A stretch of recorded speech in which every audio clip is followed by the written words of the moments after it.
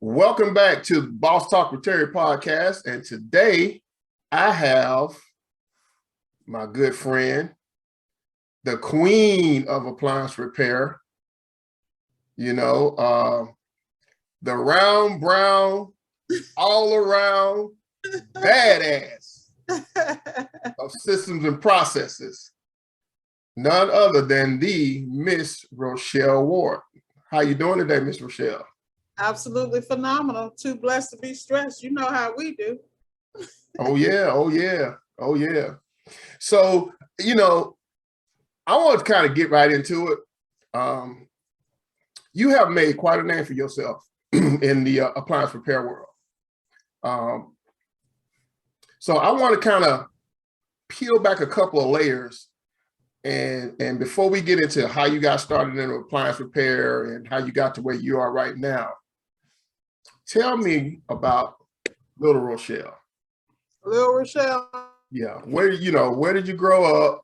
Okay. How was things, and we'll kind of go from there. All right, no problem. Well, I was born in Hollywood, Florida. Then my mom moved to Hollywood, California when I was 90 days old. So my sisters are born in Hollywood, California. We moved around, a little bit, ended up in South Georgia, spent some time in the backwoods of Georgia, which is where I like to say I got my work ethic. So with my breakdown, and when we were in Hollywood, California, my mom worked for 20th Century Fox, which means I actually went to school on the lot, the Hollywood lot. So I had private tutors. So my development was a little different. I could speak multiple languages just because I was exposed as a child. So then when we came to the backwoods of Georgia, people were shocked, when they started testing me and I had a Mensa IQ, which was unheard of because the little town in Georgia is a place called Brooks County, Quitman and Morven. And if you know what the Quitman 12 and 13 is, you'll know the history of Brooks County, Georgia. So they definitely wasn't trying to give me that honor student situation. But you know how it is. What's for you is for you. So at the same time, I was really smart. My grandmother in Morven, and so she would get me up 3, 4 o'clock in the morning. We used to go feed the hogs, the chickens, all that good stuff. So I was taught very young to get out and get it, So that kind of followed me throughout the rest of my life. From there, we ended up moving back to South Florida. I ended up eventually getting a dual degree engineering scholarship to Clark Atlanta University and Georgia Tech. And in my 4th year, it was a 5-year program, 3 years at CAU and 2 at Georgia Tech, a dual degree biomedical engineering and chemistry degree. My mom got ill, so I had to come out, go to work. So all the while I was in school, I was working. So at the time I was working for a company called Pep Boys part-time. So I went into the service side and blew that up, got my ASC certifications. I also got hooked up with the International Brotherhood of Electrical Workers, got my welding and that type of thing. And the reason I was on the non-traditional side is because I had to support my family. So it was nothing for me to use my brains and my mechanical aptitude. And no matter what I've done, I've always been a leader, not by choice, trust me, just by the fact I had to pay bills, I had to support a family, and failure was not an option. So I was always working with men who would have a certain perception until they saw my skill set. And I always gained respect from that and worked my way up the ranks. Ended up working for major automotive retailers, BMW, Mercedes, and the aftermarket. My last corporate position, I was a regional director for a major aftermarket automotive company. I had the market, the Georgia market, North Carolina market at one time, and the state of Washington. I also worked for a startup, and I came from Japan. I worked for Sumitomo in Japan for 7 years, and then when I came back to the States, I worked for a greenfield startup that was started by ATD, American Tire Distributors. The name of that startup was TireBuyer.com as a consultant, and that's basically the story of my life. Somebody lied to me and taught me into coming back across the Mason-Dixie line, and that's how I ended up running the state of Georgia, and then ended up running Florida. Then that was before I decided to go out on my own once COVID hit. And, I was researching, the most lucrative mechanical fields to go in. low entry, high profitability, gathered my data, went to appliance boot camp, met Mr. Sneed. You know, I bought the course online because I couldn't get out of my corporate duties long enough to go take the class. Then I eventually got a chance to do that. And I was probably one of the first people that actually bought both. And I used to, at the time, I said, you need to bundle this up because true professionals is going to pay the 25 or 3 G's to get this because we know what it is. So I followed the blueprint, tweaked it a little bit, made it mine, and here I am. Okay. So how many siblings you got? I have 2 paternal sisters and 2 maternal sisters, so I have 4. Okay, cool. I'm sure you are their kids' favorite aunt. You know I'm the cool ass auntie. You know how everybody got one. Mm-hmm. Love it. Now you said about going to Clark Atlanta. What was your experience like when you was going through school here in Atlanta? You know, naturally, folks that know me know that I'm from Atlanta. This is my hometown. Mm-hmm. But what was it like for you? Because I remember the year I graduated high school, I had the opportunity to go to Morehouse and Georgia Tech through the dual degree program. That didn't pan out. They offered me a scholarship to Clark through the Navy, and I declined for whatever reasons at the time. But anyway, growing up around that, you know, the AU campus and all this kind of stuff, it was always fascinating to me coming up, you know, the goings on and everything around that campus. So being that you actually spent quite a bit of time over there, what was that experience like for you?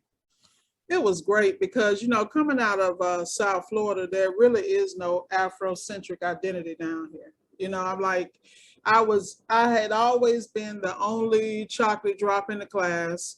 So to go someplace where my Afrocentric features were appreciated.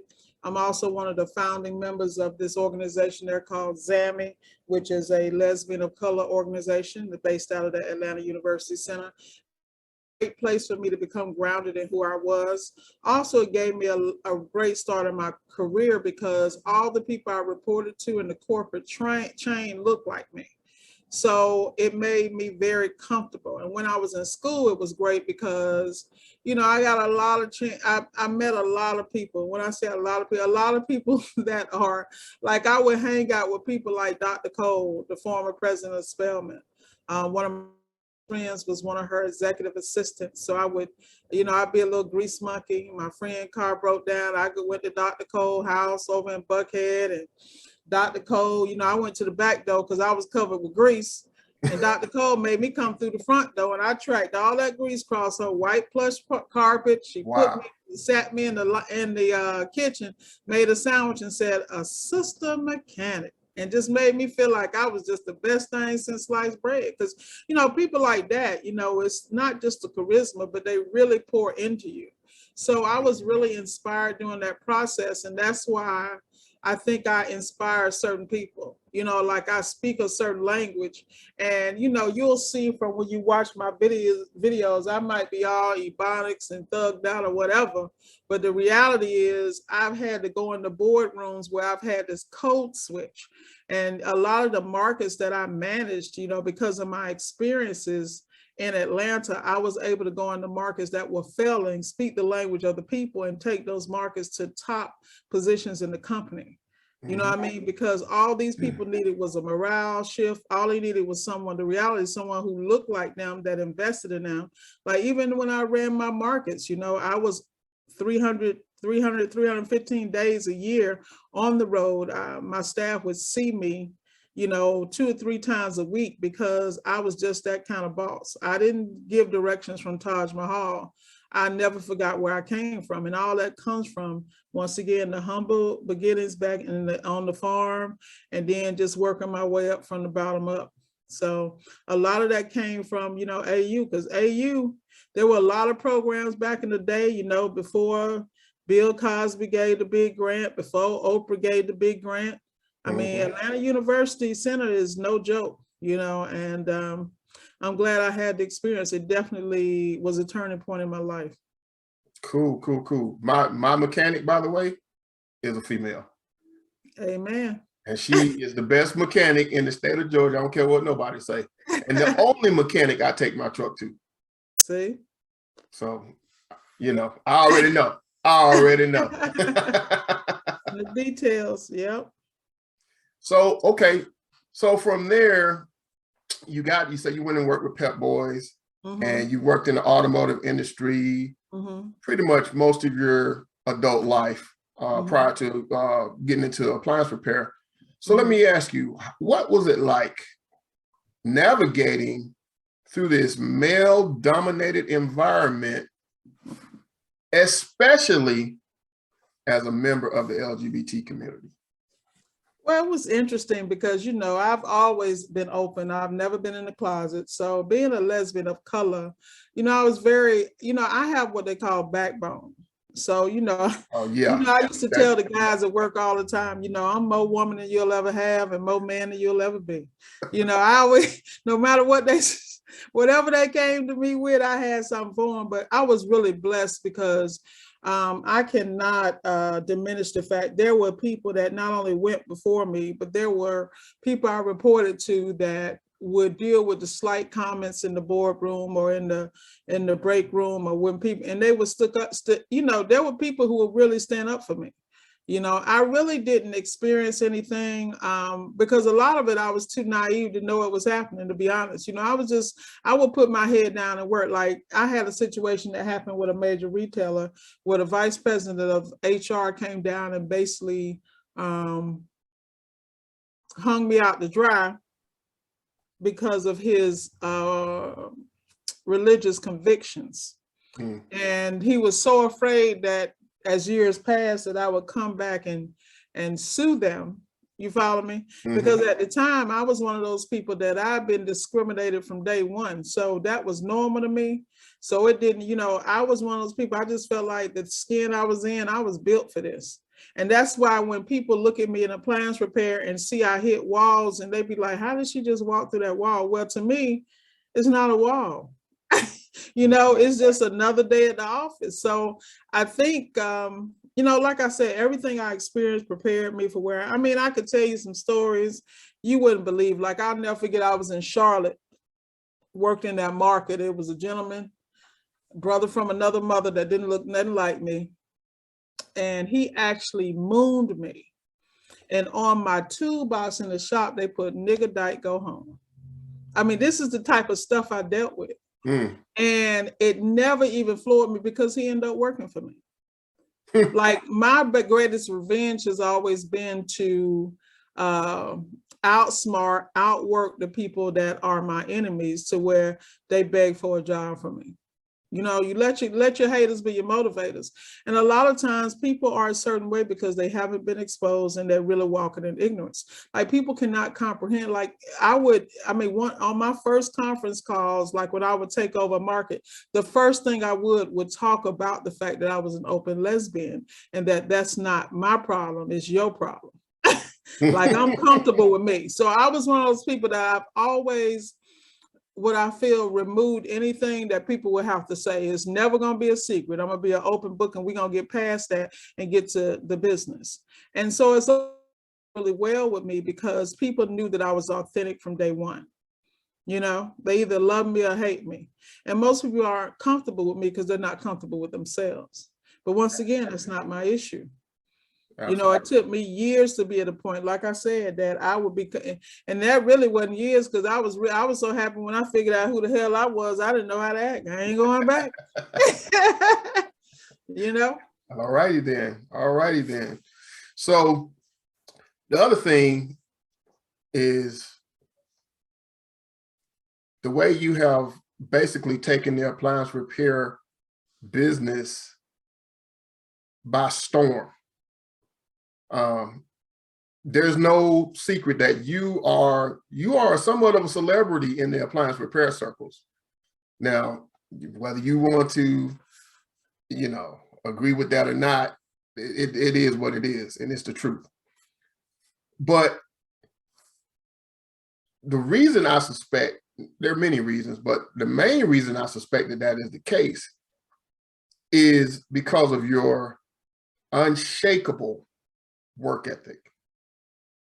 I mean, I spotted it from just about the time I was introduced to you, just by, you know, seeing you make comments on certain things in the group that we belong to, the Appliance Repair group, boot camp group we in, on the, you know, the live videos and the videos that you would post in the group before I ever even knew about your YouTube channel, right? But then once I start digging into your YouTube channel and seeing your, you know, your daily vlogs, then, you know, I already knew. I'm like, yeah, this is what's going on, and this is why she's so popular, because for one, you are authentic. You know, you do keep it 100. And that's, when it comes to YouTube, that's getting to be pretty rare. Because you got a lot of people out here faking the funk, just to be real with it. A lot of people out here faking the funk, as they call it. The kids call it capping. Exactly. A lot of people on this tube doing that. But like they say, real recognize real. You know, spot it, you got it. So I you know, from day one. So the thing is, in a short amount of time that you've been doing appliance repair, you have built quite a successful company in this space. What would you say would be, I'm gonna ask it this way. What would you say are the 3 main keys to your success? Accountability is one. That's the number one thing. Accountability to when you screw up and correcting it. Accountability when you offend people or situations, owning it and going back and making amends in the best way you can. You know, one of the things I always run into is because I've had people tell me, you know everything, you're hard-headed, and I take all that, you know, and I've had to realize, and, you know, when you come up to where I came up through automotive and in these non-traditional fields, you know, there would be a whole cheering section waiting on me to fail. But I've always ignored them because they've always been there. So the boxing gloves that I show up with is a whole different type. So, you know, when you come into appliance repair, you know, just like, because you got to realize I shook up automotive too. No doubt. You feel me? I shook, what? I mean, to this day, people is offering me $250,000, a hard 2 and a soft 3 to come back to that arena. You follow me? And I mean, I'm blessed because, like I said, there were people who, you know, navigated. They're CEOs, CFOs of companies now, and my reputation precedes itself because they know if they give me something, it's done. It's not a conversation. You can drop me in the dungeon and I'm coming on top by any means necessary. This is all I know. Failure is not an option. But the problem is when you coming into an area where people have been very relaxed and not held accountable, they don't know how to deal with you. They don't know how to deal with the fact that I am passionate. This is not personal. I am passionate about success. And what you don't see, I see. Like, I see the vision. So I'm going to run right through your ass to get to it. It ain't that personal. This is business. I tell you, know, like you don't agree with me on this particular point, but business don't have no feelings. In my mindset, you feel me? And the only reason I'm like that when it comes to business is because the same people you're trying to help and look out for, if they don't understand business, they will be the death of you and your business, simply because they can't digest, you know, what you're trying to do. You look at how many people who could be extremely successful, but they trying to, I mean, you see it in the athletic arena all the time, and the rapper and the music. The people who stay in those circles and try to look out, what happens? Yeah. You know, they may have the best intentions. And so what I found is that, you know, I'm coming in looking for knowledge, and people expect me to come look for knowledge and go their route. Well, I'm sorry, that route don't work with me because I happen to be extremely intelligent, extremely mechanical. And because you've been in it 20, 30, 40 years, I'm going to extract what I need from you. And then I'm going to apply today's systems and processes to expedite the process. I'm going to gather the data, crunch the data, and make it work. That's why from the door, I started on boats and ships and marinas, and people couldn't comprehend. And to me, they were like, I never thought about it. I'm like, well, damn, I'm in the middle floor. Why would I not think about it? Now, once I did the research, I realized a lot of them were Miele, they were European design, so I had to have some understanding of that. Like whatever you go in, it's never as simple as it seems, but it's up to us to take that data, digest it, and make it work for you. So what do? I take the cream off the top and I focus on that because I'm a businesswoman, so accountability, work ethic and data. You have to process data and you have to adapt and change. The problem is people were so comfortable eating at the table of X, Y, and Z. Now that the CPU, the computers came in, the sensors, don't nobody want to change. But when reality, it really works easier if you understand the process. All you got to know is how to put it on diagnostic mode and then understand how they work. It's not that difficult, but it's difficult because as human beings, we resist change. So all I did was look at what everybody didn't want to do, focused on what they didn't want to do, push that brand and push that area, focused on my zip codes and made it happen. But I had a process, like I'm constantly adjusting. Like prime example, like I told you, I was doing inventory in the truck. Not only was I doing inventory, I also was going back over the tools that I was fumbling looking for about through the week, because my issue is when I have a guy I'm training that's riding with me, I'm always, because they never put my tools back where they need to go. Because no one takes care of your, then I got to do double work because I can't find it. Then I ask them about them. And because I'm so almost OCD controlling about that. And the reason I'm controlling about it is because I want to make sure that I excel. I'm timing myself. I'm looking at those processes and I'm doing what I got to do to be better. And I do that because I believe, I'm like my boy, what's my boy from 40-Hour Work Week, Tim Ferriss? I believe in human hacking. I believe that whatever process, you can hack that and you can be better because everybody else is so busy being damn mediocre.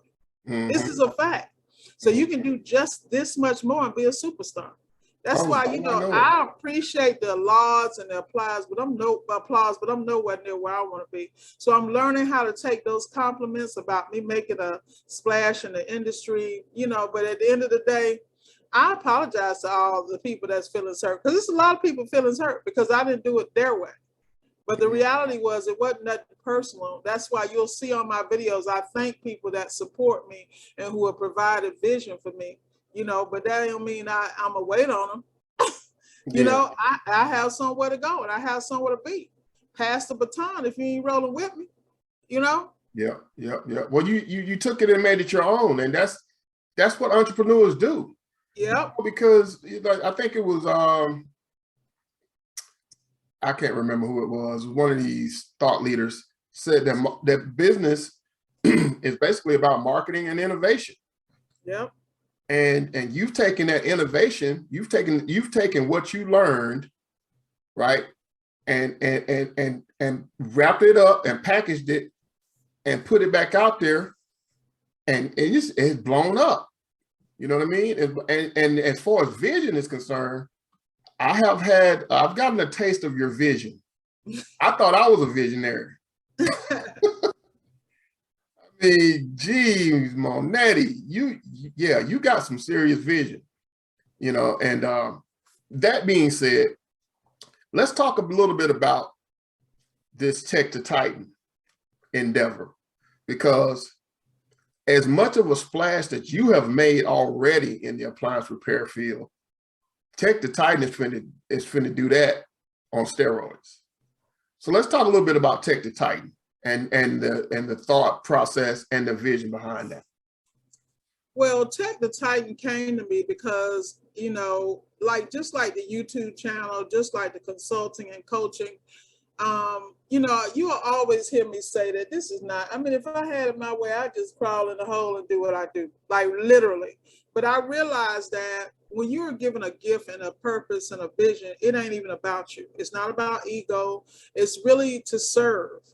And so what I have found in the industry is that some of the main areas that people struggle with, they may have the mechanical ability, but they don't have the business or the management or the operation side. So they can be making $1,000, $5,000 a day, but because they don't understand ops, they don't understand business credit, because they don't understand how to manage this, or how to channel calls, or how to use apps and navigate this, and where to invest their money and how to do it, they get frustrated. Because it's very difficult when you're a tech in the field, you're trying to fix an appliance. The customer's already done Googled their ass off. They ask you 1,200 questions. You got somebody else blowing up your phone. You just left one job, and now the customer called you telling about the kitchen flooded. Like, it's a whole dynamic. And so because I am what I like to call a transformational coach, starting with myself, when I went to business in this industry, I would tweak on a daily and sometimes an hourly basis. Because I'm one of them people, if I make a mistake or have a problem, I swear if I have it again, I'm gonna have a problem. I'm that person, because I feel like when you mess up, you got an opportunity to correct. You keep messing up, now you're losing money and you're completely ignorant. Like, what are you doing here? Like, and I have to catch that, because when people don't understand, I'm that hard on myself. So when I'm dealing with my subs, sometimes they get in their feelings. I'll be like, look, is it that time of the year? Is it that time of the month? I mean, I thought I was the only female in the building. You feel me? But the reality is that people are never held accountable. And because there is they think it's a deficit, and I have a cure for that deficit. When it comes to technicians, people have been allowed to develop these bad habits and act the way they want.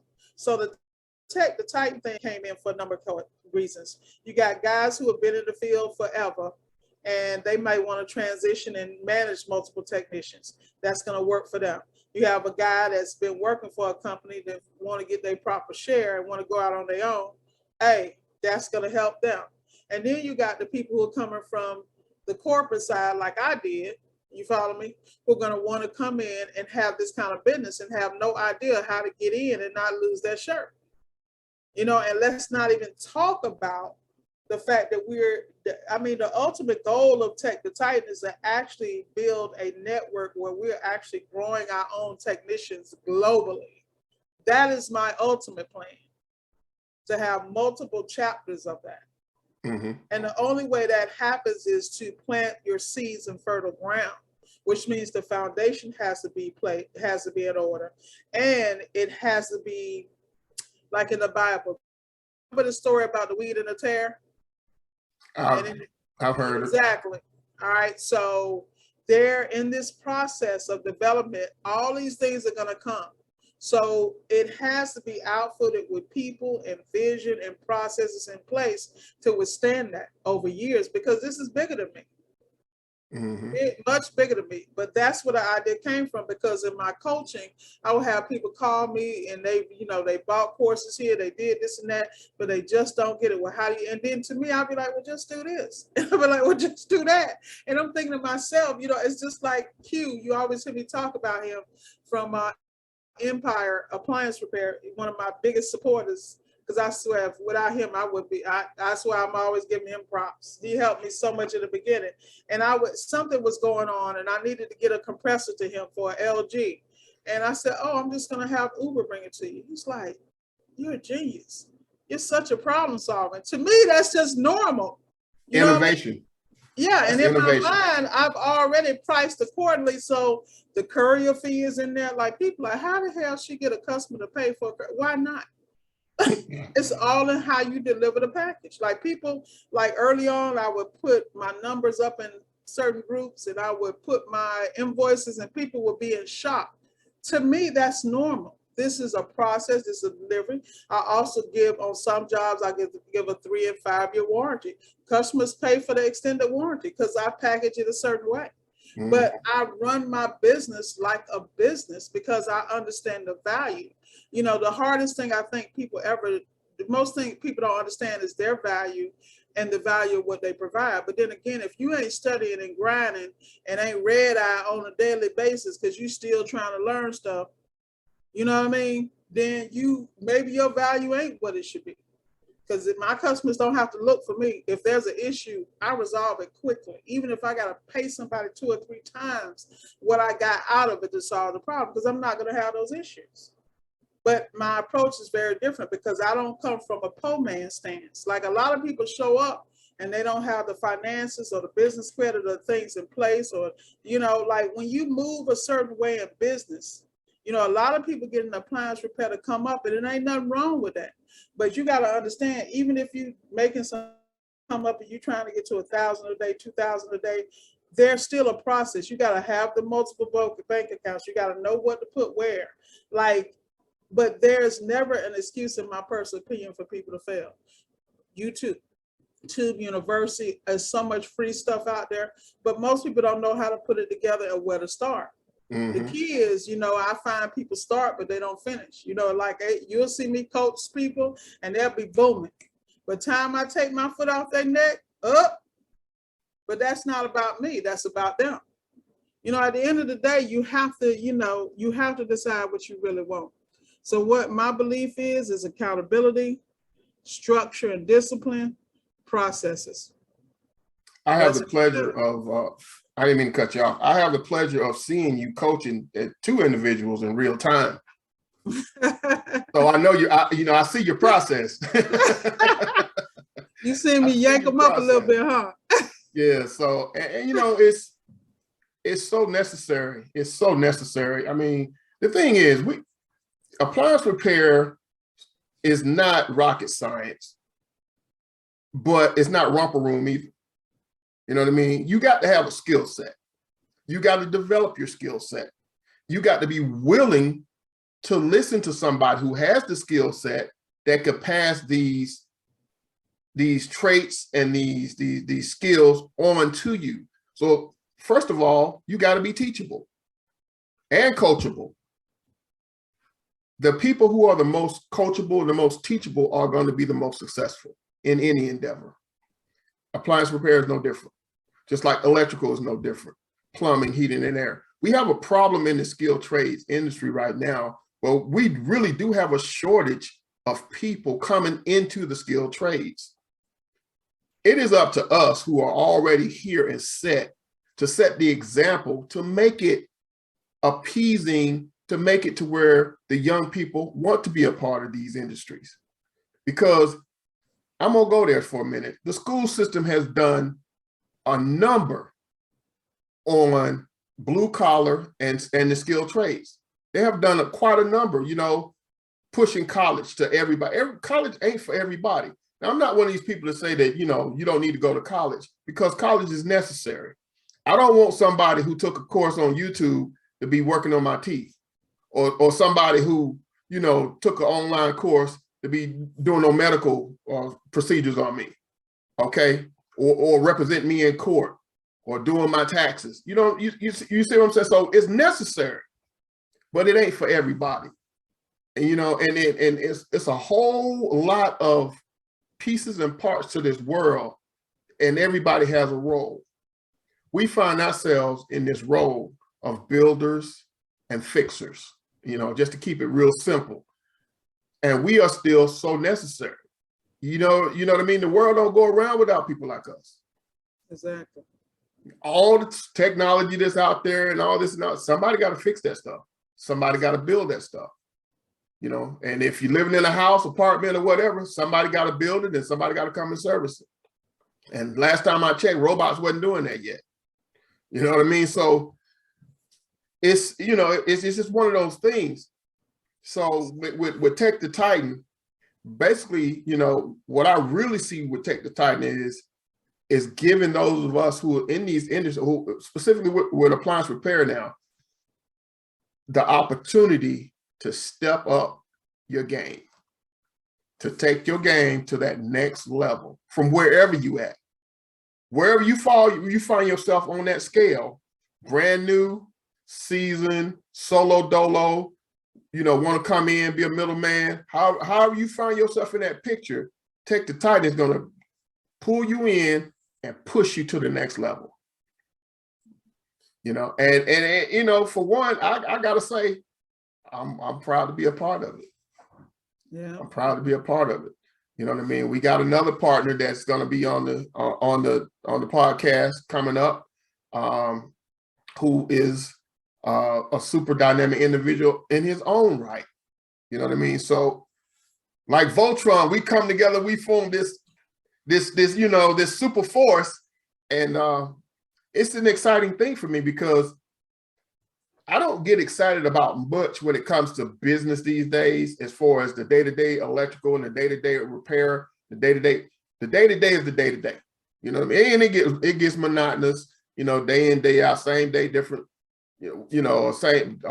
same shit, different day, whatever.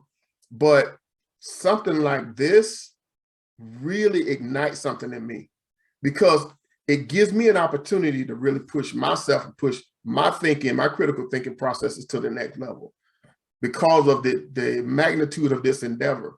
And I don't take that lightly at all, because I consider it an honor to be on the forefront of where this thing is going. So this interview ain't about me, it's about you.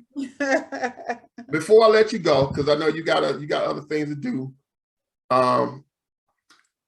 there is a noticeable shortage of employees or techs or whatever in the appliance repair industry. And I know this from being in the groups and putting out, asking questions and seeing what the feedback and everything is. And overwhelmingly, people are saying they just can't find anybody to work. You don't seem to have a problem finding anybody to work. So what's your secret sauce on that? Well, people don't believe me, but I swear, I feel like I'm, a hooker or something. But I swear, every time I go to Marcone, I find a sub. I don't know why. They'll see me like, I'm telling you, I'm telling you, my last 2 subs, they were like, one sub, I think I did a video about him because I was walking in the Encompass and he was standing on the sidewalk, tall, like 6'8" guy, and he just clapping his hands as I'm walking by, and I'm looking like, if you ain't got no money for me, you need to keep moving. Like, who are you? You know what I mean? Oh, it's the famous Miss Ward. I said, famous or infamous? You know what I mean? But the reality is that I'm just one of those people that recognize it, and I know how to approach and deal with people, because I was just talking to somebody the other day about how it's a blessing, because I'm finding myself upgrading on my subs, because as I stated, is to actually join with the Department of Labor. There's a women's organization in non-traditional fields, join up with them. There's lots of grant money to get out here and train people and to offer those programs. I think we're just going to have to home grow. And the key is you're going to have aptitude tests. I mean, part of the problem is people hire people from their heart when they really need to use the tools and questionnaires at your disposal to find out their mechanical aptitude and their ability to adapt. It kills me when people don't want to use modern technology when it comes to hiring employees.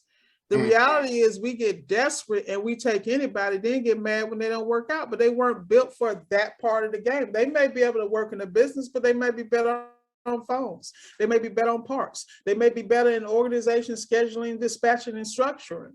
And I think part of the problem is when people go looking for what they need, they don't see the whole person, and that's one thing I notice when I'm coaching people, because a lot of times the beautiful thing about appliance repair is what you can go from every avenue, from servicing beverage containers to servicing convenience stores to restaurants to, you know what I mean? So a lot of times what people start to think they want to do, when they really dig into appliance repair, there's certain areas you can specialize in. And I just think the only way to answer that is to build young. You're going to have to home grow, but you're going to have to work on that skill set of how to hire, how to train and coach, and realize when you're hiring a subcontractor, you need to realize what you're hiring. This person is not obligated to you. It has to do with your relationship, how you treat them, and what their ultimate goals are. A lot of times people don't understand. I notice this when I'm coaching. People who already have jobs, they come to appliance repair differently than people who don't have a job and they're trying to get their game up. So everybody's going to move differently, and this is why I run my stuff with subs, but it's because I really don't want the employee headache, just Okay. because of everything that comes with it. I don't feel any way is right or wrong. It just depends on the person. You know, you got people that run 1099s, they treat them like family, blah, blah, blah. I'm a boss. So I'm a boss where these are the rules. I'm gonna ask you what you want, and I'm gonna give you what you want. But time you act the ass, even though this is what you asked for, then I'm gonna look at you differently and I'm gonna adjust accordingly. You know, because one thing about humans is they will get lazy. They will tell you they want one thing. And once they start seeing that green and getting comfortable, they don't act the same way. It's very few people that have discipline and structure personally. You know, so you have to understand human nature. And this is why artificial intelligence is taking over the world, period, because humans are not reliable. So when you go to business, you got to understand how you move. This is why even in my own business model, I have parts where I'm doing mostly servicing because I know the challenges with the parts place, but I'm adapting as I go. And that's what I mean. I mean, you need to adapt to where you're working on something where if you got to train somebody, it's a 2 week and go. Let's just keep it a buck, because that training 6 months to a year, do you really have that time? And if anyone's really smart, they will be paying attention to how LG and how Samsung and everybody's making their appliances. They're making them keep it simple, stupid, even when it comes to the repairs, and they're making them disposable. So anybody that's intelligent, the writing's on the wall. You need to build your business accordingly if it's going to last. That's where I'm at on. Okay. All right. Well, last but not least, where do you see Miss Ward, Tech the Titan, Laser Appliance Repair in the next 5 to 10 years? What's your vision for that? I feel like we're going to probably be in partnership with several of the manufacturers and supplying authorized services. Because that's basically, when I look at places like Nana Academy and these major companies, these startup, those rounds of investors, that's because on the back end, there are other relationships with people like Samsung. When you see Samsung open breaking ground in Texas and stuff like that for the chip company and all this stuff, people need to pay attention. That means your technicians are going to get to the point where they're going to get so far away from turning wrenches. It's going to be plug and play and program. That's exactly what it's going to be. Plug, play, upgrade, flash, update, and program. I'm a firm believer that. I mean, and so you're going to have people who are forward thinking, who can have those relationships and go in and fit in those slots, because it's just like anything else. Anybody that's in IT, you got your cybersecurity guys, you got your red hat, black hat, and white hat, I guess, hackers. I mean, everybody's got an angle. It's just like people on the crypto side. Anybody that's on the programming game, they put in those certifications and they prep. And every time you add a certification, you get some more cheese. It's the same thing in appliance repair. It is no longer nuts and bolts. And as soon as people realize that, they need to be on a new horizon. That's exactly what I plan on being. I plan on being where my people be doing PLC.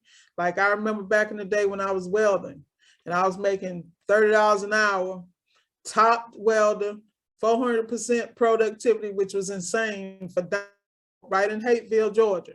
All right. And I was the only female and I had 15 mechanics under me. And they would do the mechanical piece, bring it to my weld booth, boom, boom. Let me explain something to you. I also worked at Yamaha. And what I found at that time, and this was 25 years ago, they were working on the robots then that do the welding. So this is what I'm trying to explain to people. Technology and AI is the way to go. And if people don't understand the logics and how, it's like people learning how to repair boards. You have to think in the future. So many people are stuck on the good old days. They better wake up. This war ain't gonna get left behind. Remember the video? What did I say? Comfortable, broke, and left behind.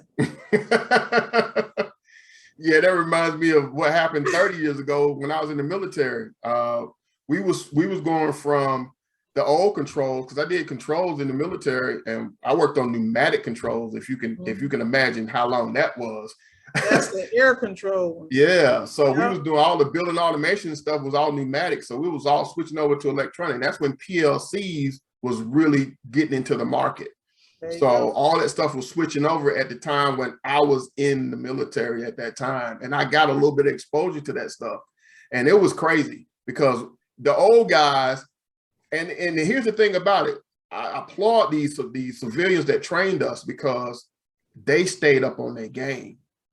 They stayed up on their game because the thing with the military is you're transitory. You're going to be at this base for so long then until you might move somewhere else. But fortunately for me, I was at one base the whole time I was there. So I got to learn all the systems on that base, you know, and that has been the foundation for where I am today. But yeah, if you don't stay up with the time and get with the program, you will be broke, what you said, and left behind. So exactly. With that being said, yeah. Any final thoughts? Well, that made me think about this thing I was watching. There's some type of restaurant they have that makes the hamburgers and all the robots make the hamburgers. Can you imagine a person that has to go in there, not just fix the equipment and the machine, but address the robots? Like, this is real world. Like, people, they need to wake up. Like, this is not a joke, you know? Yeah, yeah.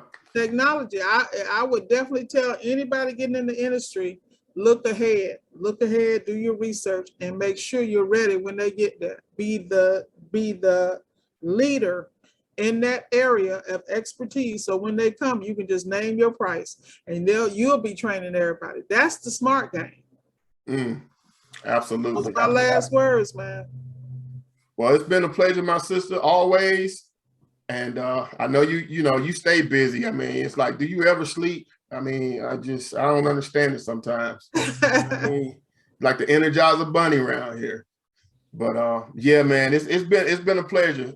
So we're gonna have many more conversations offline. But as far as this episode of Boss Talk with Terry is concerned, that's a wrap, folks. We appreciate you tuning in, and we'll see you in the next one. Deuces.